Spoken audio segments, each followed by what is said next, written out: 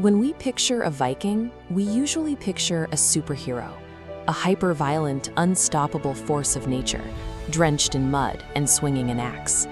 This mythology pushes into two distinct extremes. On the battlefield, we imagine the bloodthirsty berserker.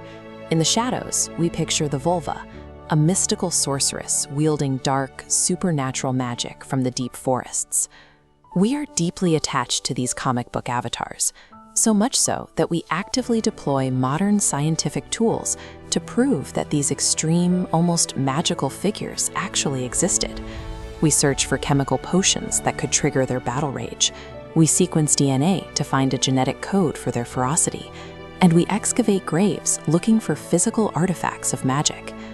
But when we put the Norse past under this modern microscope, the results reflect our own cravings for simple, epic heroes, rather than the historical reality of the people we are studying. The berserker is perhaps the most famous Viking archetype. A popular explanation for their legendary rage is that these warriors consumed hallucinogenic mushrooms right before stepping into the shield wall. The prime suspect is often Amanita muscaria, but the physiology of consuming this specific fungus is severe. It triggers intense delirium, nausea, and sickness. A soldier tripping on this compound is entirely unpredictable, a tactical liability to their own army. Historical accounts of the berserker frenzy, or berserkergang, describe actions like howling and gnawing on the rims of shields. We see this depicted in this 12th century Lewis Chessman piece, where the ivory warrior bites down hard on the top edge of his shield. Rather than relying on debilitating toxins, these warriors were likely engaging in self-induced hysterical trances. Chanting, animalistic howling, and shield biting were ritualistic methods to hype the body and mind for the immediate shock of combat. Modern psychiatrists compare this extreme battlefield behavior to the hyper-arousal states experienced by soldiers suffering from post-traumatic stress disorder. Handing the credit for their survival to a magic mushroom trivializes the immense psychological trauma, the rigid military conditioning, and the brutal reality of ancient warfare. When chemistry fails to explain the myth, we often turn to biology. Enter the pop science fascination with the so-called warrior gene. This diagram illustrates how the MAOA L gene variant functions. It produces fewer enzymes responsible for clearing neurotransmitters like serotonin, dopamine, and norepinephrine out of the synaptic cleft. Because those chemicals linger longer, the direct physiological result is a sharp drop in impulse control. But carriers of this gene variant do not walk around in an automatic bloodthirsty rage.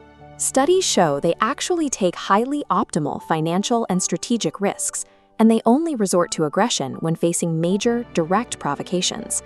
Applying this specific neurobiological trait to explain the combat ferocity of entire historical populations is a massive leap. Human behavior is governed by highly complex interactions between hormones like testosterone, shifting neuromodulators, and the cultural environment. Reducing the expansion of the Norse world to a single genetic code completely ignores that reality. If the magic isn't in their blood or their food, we look for it in the dirt. Archaeological excavations offer us our third lens, most notably in the search for the Norse sorceress.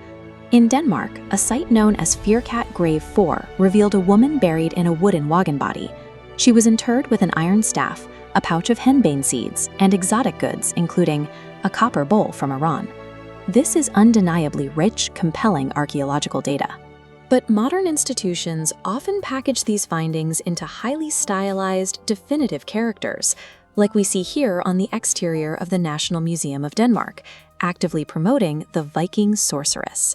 We take fragmentary physical evidence from the ground and force it into a simplistic narrative.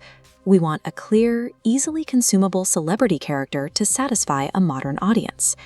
If we look past the supernatural labels, the wagon body she was buried in is a well-known marker for high-born aristocratic status.